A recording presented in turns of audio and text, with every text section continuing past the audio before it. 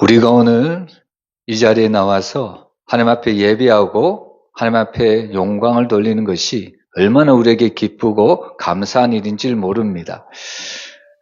우리가 구약의 예배를 한번 생각해 보면요. 구약의 예배도 이스라엘 백성들이 하나님 앞에 예배하기 위해서 즐겨 나오는 모습을 우리가 볼 수 있습니다. 근데 그들이 하나님 앞에 나올 때 혼자만 나올 수가 없죠.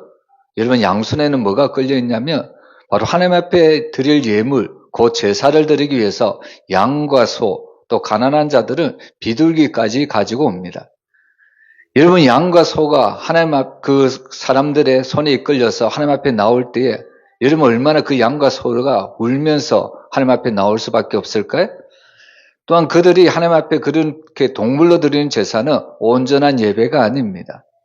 근데 거기에 비해서 오늘 우리는 하나님 앞에 나와서 예배할 때 우리는 예수 그리스도의 속죄의 대속의 공로로 우리는 하나님 앞에 믿음의 예배, 은혜의 예배, 모든 제사함의 예배를 드릴 수 있습니다. 그래서 사실 우리가 하나님 앞에 예수 그리스도를 믿는 그 하나님의 은혜로 나오는 모든 성도들의 예배는 어떻게 보면 죄인이 드리는 예배가 아니고 하나님의 자녀로서 드리는 예배일 수밖에 없습니다. 그래서 오늘 우리는 하나님 앞에 드리는 예배가 너무나도 감사하고 너무나도 기뻐할 수밖에 없습니다. 여러분, 이 시간 하나님 앞에 드리는 모든 예배가 하나님께는 영광이 되고 우리에게는 한없는 은혜가 되는 그런 축복의 예배가 되기를 주님의 이름으로 축원합니다. 여러분, 우리가 늘 사도행전을 읽지만 우리는 이 사도행전을 다른 말로 하면요, 성령행전, 교회행전 이렇게 부르기도 합니다. 사도행전을 보면 그 시초가 예수님이 승천하시면서 성령이 너희에게 임하시면 너희가 권능을 받고 예루살렘과 온 유대와 사마리아 땅끝까지 이르러 내 증인이 되리라. 이 약속의 말씀대로 바로 성령의 인도하심을 따라 천국 복음이 전해지는데요. 이 천국 복음이 먼저 예루살렘에 전파되고 그리고 유대 땅과 그리고 사마리아 땅에 그리고 아시아와 아프리카, 유럽으로 점점 넓게 점점 멀리 전파되어 가는 것을 우리는 사도행전을 통하여 자세히 보고 있습니다. 여러분, 사실 우리는 이 사도행전을 보면서 사람의 인생에는 커다란 전환점이 있다는 것을 우리가 볼 수 있습니다. 여러분, 아기가 엄마의 뱃속에 있다가 태어났을 때 바로 그 아이에게는 인생의 최대의 전환점이 되는 것을 우리가 알 수가 있습니다. 그리고 또한 학생이 바로 졸업을 하고 사회에 나가는 순간 이 학생에게는, 이 청년에게는 커다란 인생의 전환점이 될 수 있습니다. 그리고 또한 직장인도 새로운 사명을 위해서 이직을 결심하는 순간 혹은 한 사람이 하나님의 부르심을 따라 바로 자신의 안락함을 뒤로하고요, 믿음의 길을 걸어가는 그 순간이 자신의 인생의 최고의 바로 전환점이 될 수 있습니다. 바로 오늘 본문에 등장하는 그런 안디옥 교회가 그런 전환점에 있는 교회였다는 것을 우리가 알아야 합니다. 여러분, 오늘 본문에 등장하는 이 안디옥 교회는 이들이 단순히 모여 예배하는 데만 그치는 그런 교회가 아닙니다. 안디옥 교회는 바로 금식하며 기도하는 중에 바로 성령의 음성을 들었고 그리고 그 부르심 앞에 즉시 순종해서 바나바와 사울을 선교사로 파송한 그런 교회였습니다. 오늘 이 안디옥 교회의 결정은 교회의 역사를 바꾸었고요. 그리고 복음이 유대 땅을 넘어 이방 세계로 확장되는 그런 시작점이 되는 그런 교회가 이 안디옥 교회였습니다. 여러분, 우리는 이 안디옥 교회를 통해서 우리 교회도 동일하게 이런 질문을 던져보아야 합니다. 하나님께서 오늘 우리 교회를 통해 이루시길 원하시는 일은 무엇일까? 오늘 우리도 이런 질문을 던져보아야 합니다. 그리고 나는 성령의 부르심에 어떻게 반응하고 있는가? 우리 스스로 하나님 앞에 이런 질문을 날마다 던져보아야 합니다. 오늘 우리 교회도 이 안디옥 교회처럼 정말 기도 가운데 성령의 음성에 귀를 기울이고 하나님의 부르심에 순종하는 그런 믿음의 교회가 되기를, 믿음의 성도가 되기를 주님의 이름으로 축복합니다. 그래서 오늘 우리 교회도 이 안디옥 교회처럼 되려면 어떻게 해야 되는가? 오늘 우리가 두 가지로 한번 보았으면 좋겠습니다. 첫 번째로 다양한 계층이 화합될 때 교회는 건강할 수 있습니다. 우리 1절 말씀 우리 한번 같이 읽어보겠습니다. 안디옥 교회에 선지자들과 교사들이 있으니 곧 바나바와 니게르라 하는 시므온과 구레네 사람 누기오와 분봉와 헤롯의 젖동생 마나엔과 및 사울이라. 여러분 여기 보면 교회의 지도자들이 소개가 되고 있습니다. 특별히 안디옥 교회의 지도자들이 소개를 되고 있는데요. 여러분 여기 보면 안디옥 교회의 지도자가 될 만한 사람이 있고, 그리고 사람들의 눈으로 봤을 때는 도무지 지도자감이 될 수 없는 사람도 바로 여기에 적혀 있는 것을 볼 수가 있습니다.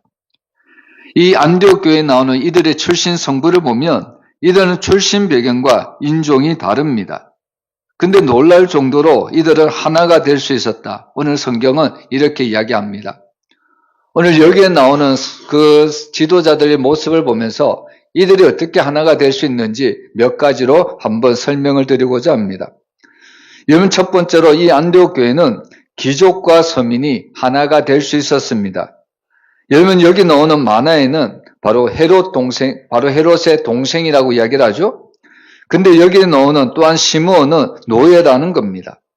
근데 이런 귀족과 이런 노예가 한 교회에서 하나가 될 수 있었습니다. 여러분 우리 같으면 가능할까요?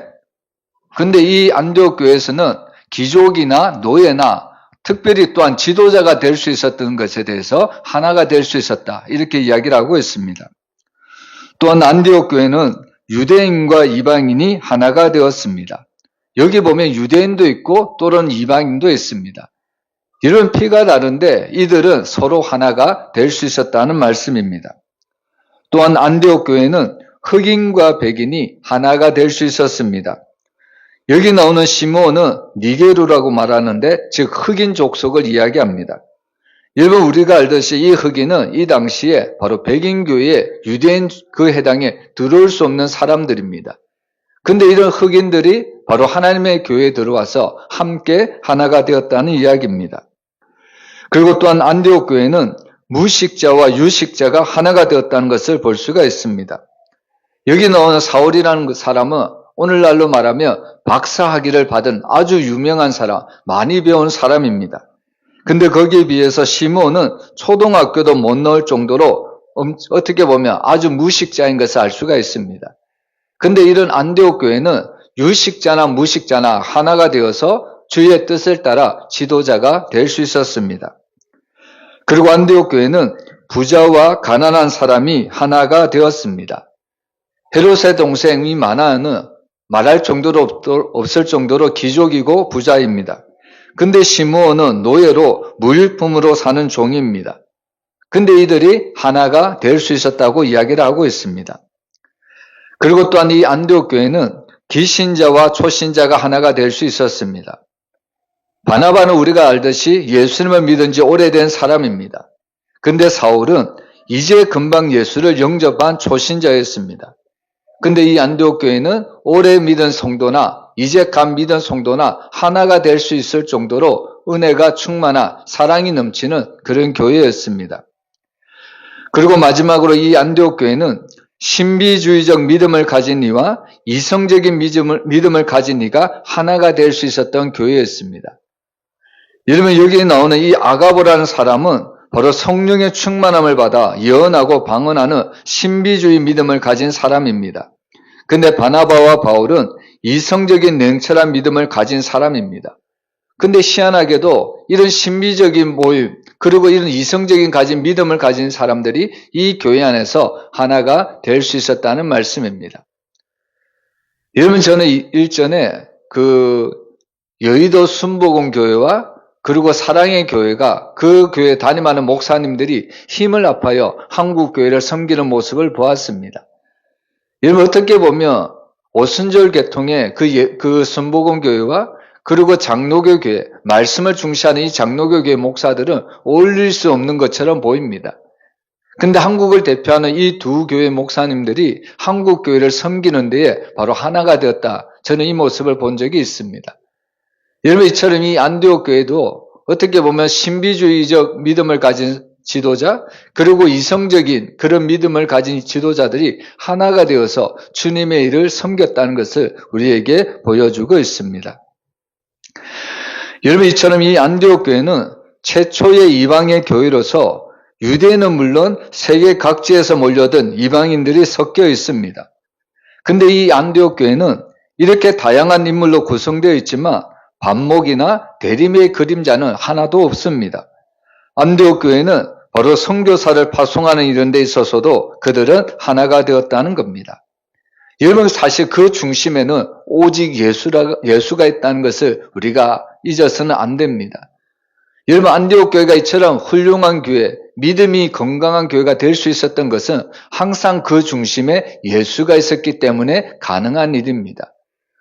여러분, 우리 예수 성황교회도 다양한 계층이 있고요. 그리고 다양하게 또 배운 자도 있고 때로는 덜 배운 자도 있고 또 많이 가진 자도 있고 적게 가진 자도 있지만 우리 예수 성황교회 모든 성도들이 하나가 될 수 있는 유일한 비결은 우리 안에 예수가 있기 때문입니다.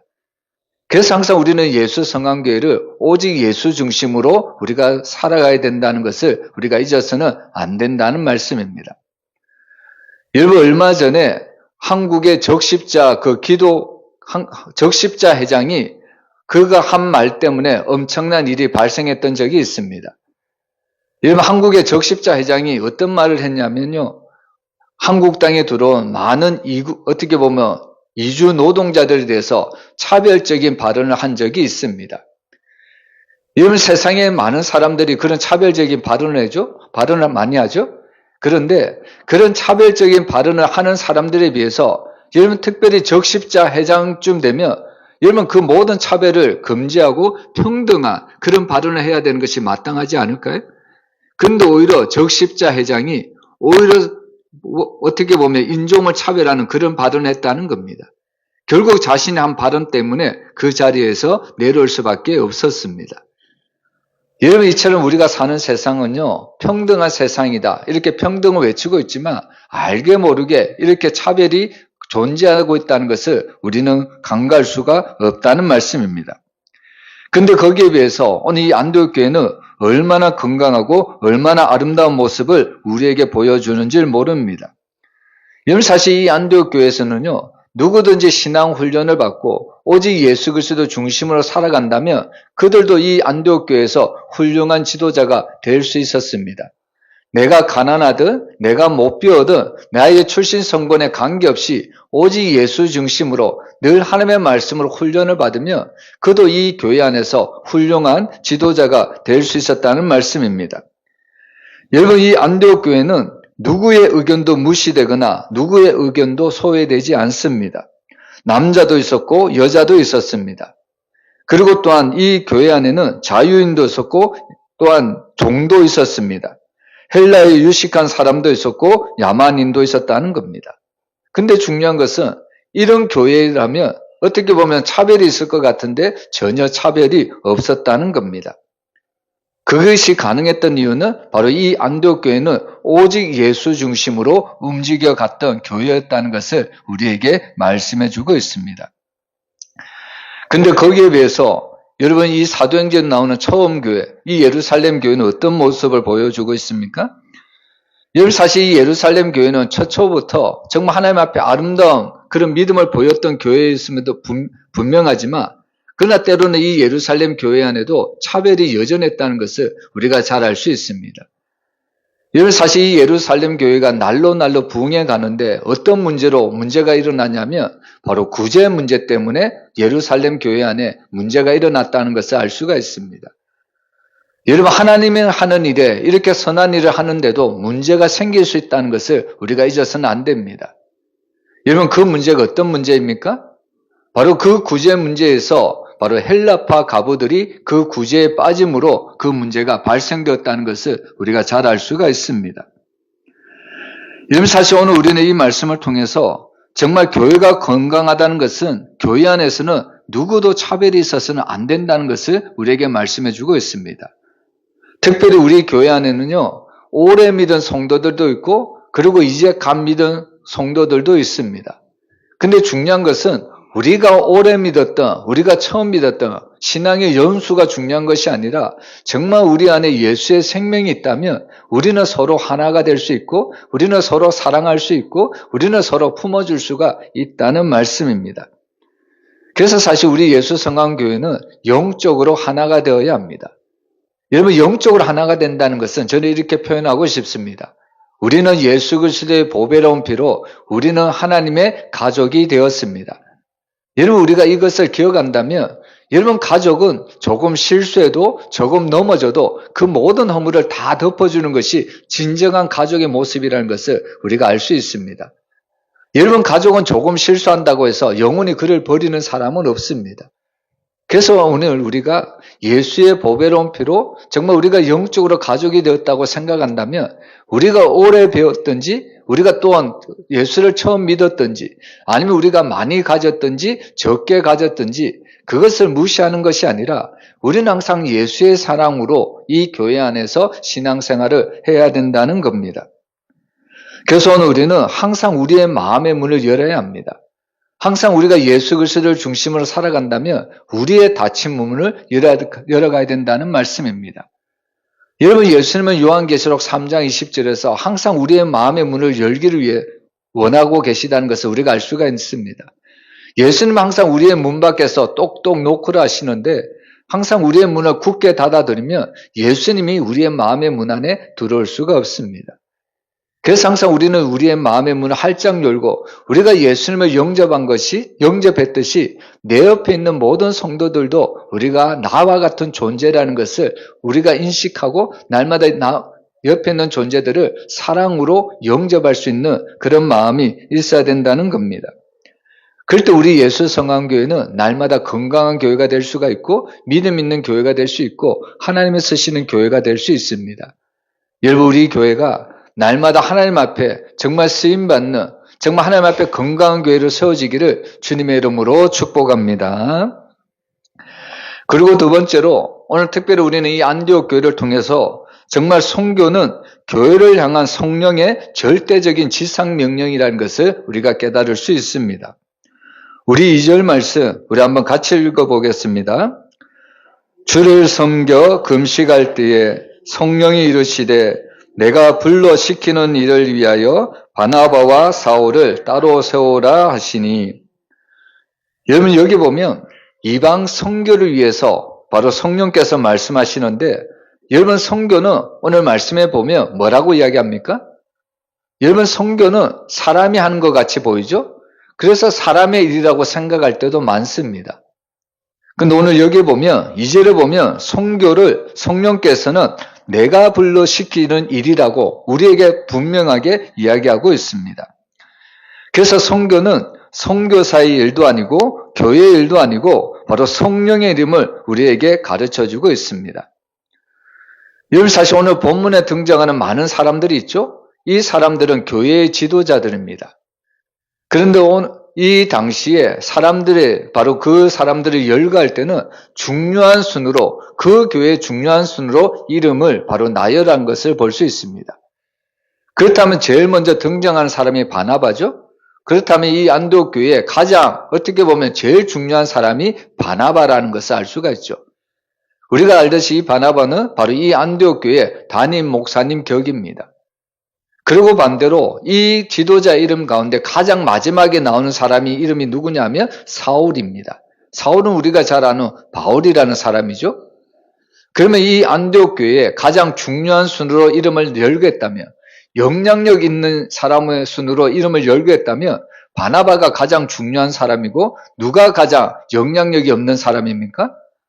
바로 사울이라는 사람이 가장 영향력이 없는 사람이라는 것을 우리가 단번에 알아차릴 수 있습니다. 근데 문제는 뭐냐면요, 하나님께서, 특별히 성령께서 이 바나바와 사울을 따로 세우고 선교를 위해서 이 두 사람을 파송하라고 이야기를 합니다. 여러분, 이때쯤 되면 성도들이 혼란스러워합니다. 왜 그러냐면 이 안디옥 교회는 지금 세워진 지 얼마 안 되는 교회입니다. 이방인 최초의 교회입니다. 그렇다면 지금 담임 목사님격인 이 바나바를 통해서 이 교회가 계속해서 말씀 공부를 해서 어떻게 보면 계속해서 신앙 훈련을 시켜서 이 교회가 계속해서 건강하게 세워져야 간다는 겁니다. 근데 성령께서 뭐라고 시키십니까? 이 바나바와 사울을 따로 세워서 선교사로 파송하라. 아니, 하나님, 지금 우리 교회가 세워진 지 얼마 안 되는데 우리 교회 담임 목사님 이 바나바를 어떻게 보면 선교사를 파송해버리면 우리 교회는 과연 어떻게 되겠습니까? 우리 교회는 곧 무너질 것 같습니다. 여러분, 이런 염려가 이 당시 안디옥 교회 성도들에게 있지 않았을까요? 그리고 또한 반대로 여러분, 성령께서 바나바와 사울을 선교사로 파송을 시키라고 하죠. 그러면 또한 성도들이 또한 이런 생각을 할 겁니다. 아니, 사울같이 어떻게 보면 연약하고 어떻게 보면 전혀 영향력이 없는 사람을 왜 선교를 위해서, 왜 복음을 위해서 하나님은 저 사울을 보내라고 하십니까? 저 사람이 나가봐야 아무런 영향력도 발휘하지 못할 것인데, 아무런 열매도 맺지 못할 것인데, 여러분, 성도들에게는 이런 의심이 있지 않았을까요? 근데 성령께서는 이 선교를 가리켜 내가 불러시키신 일이라고 분명히 알려주고 있습니다. 그리고 내가 불러시키신 일을 위해서 성령께서는 특별히 두 사람을 뽑는데 바로 바나바와 바로 사울을 뽑고 있습니다. 그래서 사실 우리는 여기서 무엇을 알 수 있냐면요. 성도들이 생각할 때는 바나바 목사님이 있어야 교회를 세울 수 있고, 그리고 사울은 선교사로 나가봐야 전혀 영향력이 없는 사람이다. 필요 없는 사람이다. 이렇게 생각할 수도 있지만 하나님의 관점에서는, 성령의 관점에서는 전혀 다르다는 겁니다. 여러분, 바나바와 사울을 파송하시는 것을 통해서 무엇을 우리가 깨달아야 되냐면요. 여러분, 교회를 세우는 것도 성령 하나님께서 하시는 일이고, 선교사의 그 선교를 감당하는 일도 성령님이 하신다는 말씀입니다. 여러분, 주체가 성령님이지 사람이 아니라는 겁니다. 그래서 이 말씀을 통해서 성령님은 바로 이 안디옥 교회가 가지고 있던 어떻게 보면 지극히 제한적인 생각을 완전히 바꿔주는 모습을 우리에게 보여주고 있습니다. 여러분, 때로는 우리도 가끔씩 선교사를 파송하는 그 장면을 볼 때가 있습니다. 근데 우리가 가끔씩 선교사를 파송하는 그분을 보면 물론 훌륭하신 분, 많이 배우신 분, 믿음이 좋으신 분을 우리가 볼 때는 선교사를 파송하는 경우도 있지만, 때로는 우리가 볼 때는 나보다 믿음이 없는 것 같은데, 나보다 연약한 것 같은데 어떻게 저 사람이 선교사로 나가겠는가? 어떻게 저 사람이 선교사로 가서 주님의 복음을 전하겠는가? 때로는 안타까워할 때도 너무나도 많습니다. 우리는 선교사의 그런 파송 현장을 보면서 그런 마음이 들 때가 많이 있다는 겁니다. 근데 여기서 중요한 것은 무엇이냐면요. 여러분, 선교사를 파송하는 것은 사람이 하는 것 같고 교회가 하는 일 같지만 그것은 결국 성령께서 하시는 일이라는 것을 우리가 잊어서는 안 됩니다. 여러분, 성령께서 불러 보내신다면 하나님께서 그저 보내시겠습니까? 우리가 사도행전 1장 8절 말씀을 보면 주님은 분명히 이야기하시잖아요. 우리를 파송하셨을 때 하나님은 그저 보내지 않습니다. 제일 먼저 우리에게 무엇을 주십니까? 권능을 다하여 주시겠다고 약속합니다. 그래서 사실 나같이 연약한 사람도 우리가 선교사로 나갈 수 있는 것은 내 힘을 의지하거나 나 자신을 보고 나가는 것이 아니라 성령님이 주시는 권능, 성령님이 주시는 은혜가 있기 때문에 우리가 이 선교를 감당할 수가 있다는 겁니다. 그래서 사실 이 선교는 여러분 라틴어로 뭐라고 이야기하냐면 미시오 데이라고 이야기를 합니다. 이 선교를 라틴어로 미시오 데이라고 이야기를 하는데 이 뜻은 바로 하나님의 선교라는 뜻입니다. 선교는 교회가 마땅히 해야 되고 성도가 마땅히 해야 되는 것이 분명함에도 불구하고 결국 이 선교의 주체는 하나님, 특별히 성령 하나님의 주체라는 것을 우리에게 가르쳐주고 있습니다. 그래서 이 선교는 성령님께서 기획자가 되시고 성령님께서 주도자가 되시는 것이 바로 참된 선교라는 겁니다. 그래서 이런 선교를 하시기 위해서, 이런 선교를 보내기 위해서 성령님께서 우리 가운데 찾아오셨습니다. 그래서 우리는 흔히 이 성령을 선교의 영이라 이렇게 부르죠. 그래서 이 사도행전을 성령행전이라 부르는 이유도 그러한 이유입니다. 그래서 성령이 역사하시는 곳에는 언제든지 이런 선교의 역사가 이루어졌습니다. 그리고 또한 선교의 역사가 이루어지는 곳에서는 언제나 성령의 역사가 나타났다는 것을 우리에게 말씀해 주고 있습니다. 여러분, 지금도 활발히 이런 선교 활동을 하는 교회들을 보면요, 성령께서 강하게 역사하시는 것을 목격할 수가 있습니다. 여러분, 신앙생활 하시면서 기적을 보고 싶으십니까? 여러분, 정말 신앙생활 하시면서 기적을 보고 싶다면 여러분 선교를 한번 나가보시면 됩니다. 여러분 우리가 이 땅을 살아갈 때는 그런 기적이 잘 눈에 보이지 않는다고 할지라도 선교를 한번 나가보면요. 내가 알지 못하는 그런 놀라운 선교가 기적이 오늘날도 여전히 일어나는 것을 볼 수가 있습니다. 그래서 이렇게 선교를 활발히 하는 교회들을 보면요. 날마다 성령께서 강하게 임재하여 주셔서 날마다 하나님이 주신 그 말씀들이 날마다 이 선교 가운데 이런 이방인 땅 가운데도 계속해서 증거되는 것을 우리가 볼 수가 있습니다. 그래서 오늘 우리는 이 선교를 바로 성령께서 불러시키시는 일이라는 것을 우리는 한순간도 잊지 말아야 합니다. 근데 안타깝게도 이 사도행전에 처음 세워진 이 예루살렘 교회는 선교의 사명을 잊어버리는 그런 교회가 되고 말았습니다. 사실 이 예루살렘 교회가 태동되고 이 예루살렘 교회가 폭발적으로 우리가 부흥했던 것을 알 수가 있습니다. 근데 그렇게 폭발적으로 부흥했던 이 예루살렘 교회가 한순간에 엄청난 환란의 강풍이 불어옵니다. 여러분 오늘 이 예루살렘 교회는 이런 핍박으로 정신을 차릴 수가 없습니다. 그러면 우리가 사실 이 부분을 보면서 왜 예루살렘 교회에 이런 강풍이 찾아왔는가? 왜 이런 환란이 찾아왔는가? 우리가 그 원인을 한번 살펴볼 필요가 있습니다. 여러분 다양한 이유가 있겠지만 여러분 우리가 사도행전을 보면 이 예루살렘 교회에 왜 이런 환란이 오고 왜 이런 고난이 왔는지 그 직접적인 원인을 우리에게 설명해 주고 있습니다. 여러분 하나님께서 예수님이 승천하시면서 세상 끝날까지 너희와 항상 함께 있겠다고 약속하셨는데 왜 예루살렘 교회에 이런 강풍의 환란이 불어올 수밖에 없었을까요? 여러분 그것은 결국 이 예루살렘 교회가 자신에게 주어진 사명을 감당하지 못했기 때문입니다. 여러분 성도들도 마찬가지로 바로 자신의 사명을 감당하지 못할 때 하나님은 때로는 우리에게 환란이나 이런 고난의 바람을 불어올 때가 있다는 이야기입니다. 여러분 사실 하나님은 예루살렘 교회에 이렇게 기다리셨습니다. 내가 준 그 사명을 감당하겠지. 하나님은 끊임없이 이 예루살렘 교회가 이런 사명을 감당할 수 있도록 기다렸다는 겁니다. 근데 그렇게 기다렸는데도 불구하고 이 교회가 그 사명을 감당하지 않습니다. 그래서 결국 하나님께서 택하신 방법이 뭡니까? 바로 환란의 강한 바람을 일으켰습니다. 결국에 그들은 그 예루살렘 교회를 벗어나서 결국에 그들은 유대 땅으로 흩어졌고요. 사마리아 땅으로 흩어졌고 그들은 다메섹으로 안디옥으로 갈 수밖에 없었다는 겁니다. 결국에 그렇게 흩어진 교인들이 그 땅에서 교회를 세우고 결국에 복음을 전하기 시작했다는 말씀입니다. 여러분 과거에 목사님이 되신 분들의 많은 그런 증거들을 보면 그런 간증들을 보면 이런 간증들이 참 많습니다. 하나님이 나에게 주신 사명들을 감당하기 위해서 신학교로 왔습니다. 근데 그 신학교에 온 사람들 중에는 때로는 이런 분들도 있습니다. 나는 나의 사업을 크게 하기 위해서 하나님이 나에게 주신 사명이 있었음에도 불구하고 내 그 사업만 키우기 위해서 계속해서 세상으로 나갔습니다. 그랬더니 어느 순간 하나님께서는 나의 모든 사업을 다 막으시고 내 사업이 부도나게 하셔서 어쩔 수 없이 내가 하나님 앞에 다시 순종하는 마음으로 신학교로 들어왔습니다. 이렇게 간증하는 목사님들이 너무나도 많았습니다.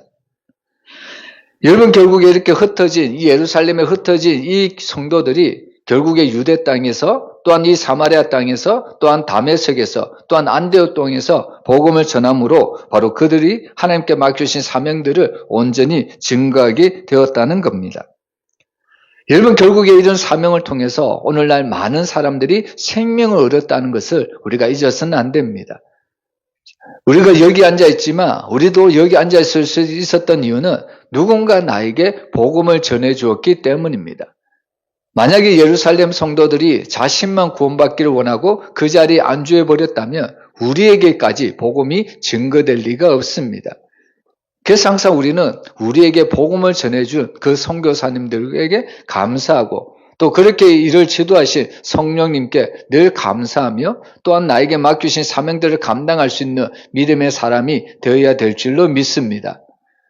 특별히 우리가 구약 성경을 보면 하나님께서 복음 전파의 사명을 주셨는데 그 사명을 등한시한 선지자를 우리가 볼 수 있습니다.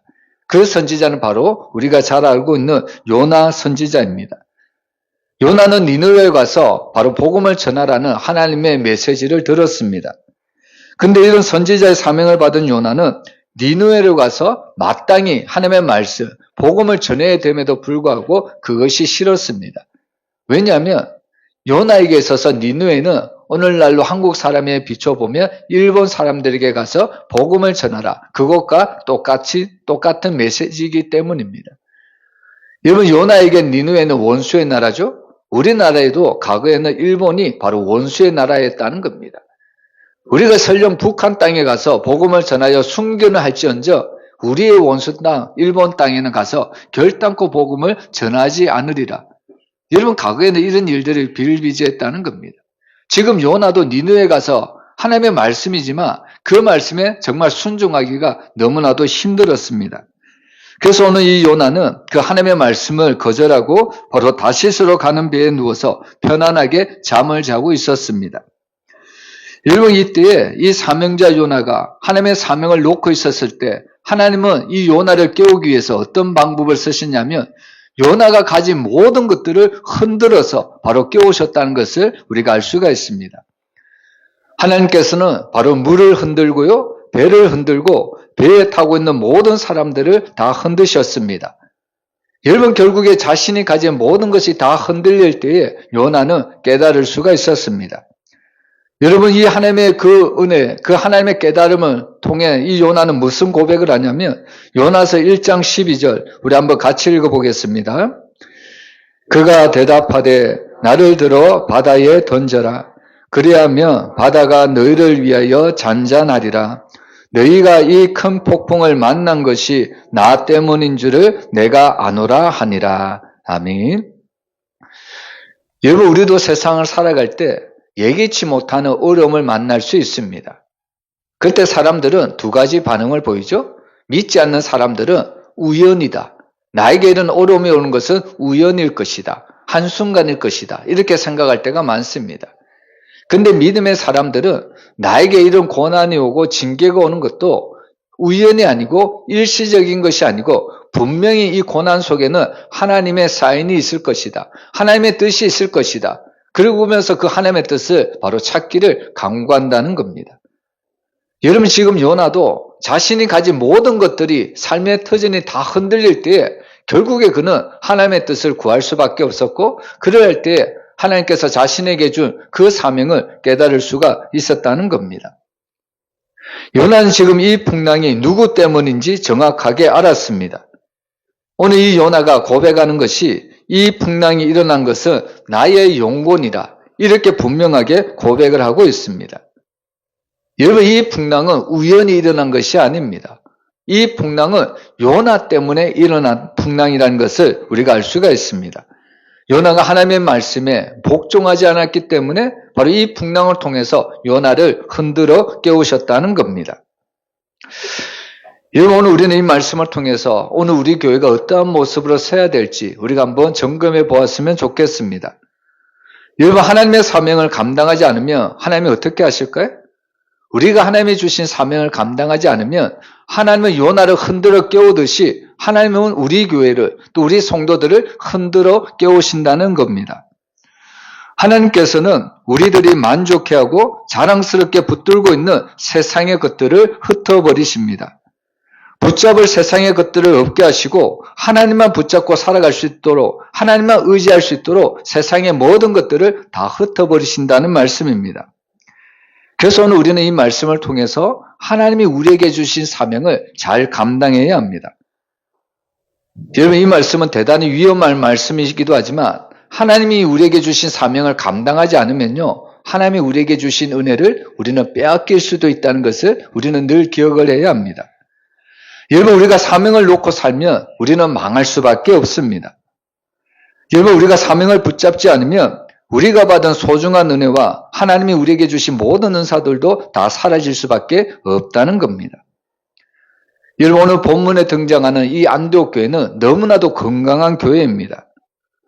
예루살렘 교회가 풍요로움에 취하여 살다가 소중한 바로 스데반 집사 야고보 사도를 잃었습니다. 이 예루살렘 교회가 주님께서 주신 사명을 잊고 살다가 사방으로 흩어짐을 당하였습니다. 근데 이 안디옥 교회는 세상의 풍요로움에 취하지 않았습니다. 여러분, 하나님이 주신 사명을 이 안디옥 교회는 결코 잃지 않았습니다. 하나님이 주신 사명을 감당했다는 겁니다. 그래서 이 안디옥 교회는 바로 예루살렘에서 흩어진 성도들이 와서 전도하여 세운 교회라는 것을 우리가 알 수가 있습니다. 여러분, 이 안디옥 교회는 늘 생각을 했겠죠? 우리 교회가 어떻게 세워졌는가? 바로 하나님께서 예루살렘에게 주신 사명을 감당하지 못함으로 흩어진 성도들이 이 지역에 와서 복음을 세운 교회가 우리 교회다. 어떻게 보면 이 교회가 세워진 것들이 하나님의 은혜일 수도 있겠지만 때로는 한편을 보면 너무나도 슬픈 역사 가운데 우리 교회가 세워졌다. 이렇게 고백할 수밖에 없는 것이 안디옥 교회 성도들이라는 겁니다. 여러분, 그래서 오늘 이 안디옥 교회는 바로 우리 교회가 세워진 목적을 분명히 알았습니다. 하나님이 우리 교회에 주신 사명을 분명하게 알았다는 겁니다. 그래서 그들은 기도하는 가운데 성령의 인도하심을 따라 바나바와 사울을 선교사로 따로 세웠습니다. 그리고 바나바와 사울에게 복음을 들고 세계로 나가게 했습니다.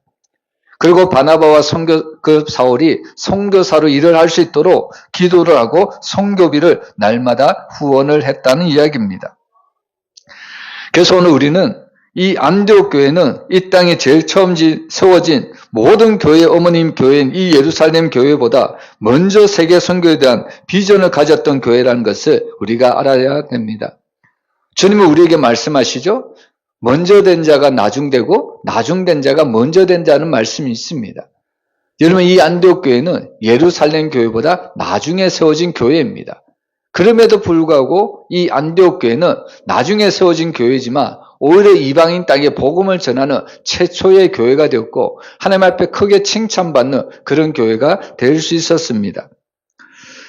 여러분, 우리는 이 말씀을 통해서 우리 교회도 한번 마지막으로 이렇게 생각해 보았으면 좋겠습니다. 과연 우리는 성령께서 불러시키시는 일을 우리 교회가 지금 감당하고 있는가? 우리 성도들이 감당하고 있는가? 여러분, 하나님이 우리에게 불러시키신 일, 성령이 우리에게 시키신 일은 바로 복음을 전하는 일이고 그리고 전도하는 일입니다. 그리고 우리가 그 일을 위해서 우리는 많은 사람들과 이웃들과 늘 관계를 잘 맺어가야 되고 그 이웃들에게 하나님의 사랑을 증거해야 될 책임이 있고 사명이 있다는 겁니다. 그럴 때 우리 교회는 늘 하나님 앞에 칭찬받는 교회요, 건강한 교회로 세워질 수가 있습니다. 그리고 하나님이 우리에게 주신 은혜가 날마다 차고 넘칠 수가 있습니다. 근데 만약에 우리가 그 사명을 감당하지 못하면 어떻게 될까요? 하나님은 우리가 가진 모든 것을 빼앗아 가십니다. 오히려 우리가 가진 것을 빼앗아서 다른 사람에게, 다른 교회에 줄 수밖에 없다는 겁니다. 여러분, 오늘 우리는 이 말씀을 어떻게 보면 강한 도전으로 받아들여야 합니다. 물론 우리 교회 성도들끼리 이곳에 모여서 함께 예배하고 하나님 앞에 찬양하는 거 너무나도 즐겁고 너무나도 기쁜 일입니다. 근데 하나님이 우리 교회를 불러시키신 것은 이것뿐만 아니라 우리에게도 동일하게 복음을 전해서 이웃을 구원하고 많은 사람들을 영혼을 살리는 일에 우리 교회를 세우고 우리 성도들에게 사명을 주셨다는 말씀입니다. 때로는 우리가 이런 사명을 감당하지 못하면요, 우리가 요나처럼 하나님께서는 때로는 환난의 강풍으로 우리를 흔들어 깨우실 때도 있습니다. 그래서 사실 우리는 이런 환난의 강풍을 우리가 맞이하기 전에 먼저 하나님이 우리에게 주신 사명을 늘 깨닫고 늘 복음의 빚진 자로 우리가 살아가야 되는 것을 볼 수 있습니다. 오늘 저와 여러분이 오늘 우리에게 들려주신 하나님의 말씀이 우리에게 강한 도전이 되시고 우리에게 주신 이 사명들을 끝까지 감당함으로 하나님 앞에 늘 쓰임받는 믿음의 교회요, 믿음의 성도들이 되시기를 주님의 이름으로 축복합니다. 기도하겠습니다.